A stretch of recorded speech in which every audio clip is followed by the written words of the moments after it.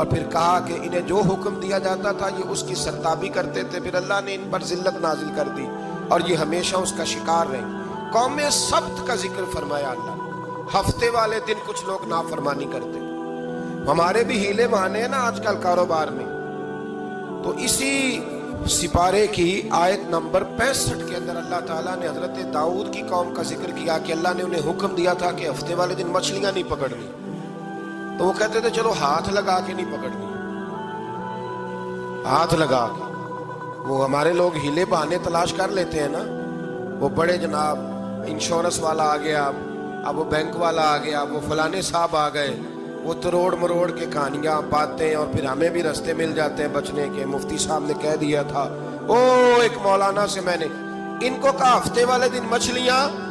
نہیں پکڑنی، کہا نہیں پکڑتے، چھوٹے چھوٹے حوض بنا لیے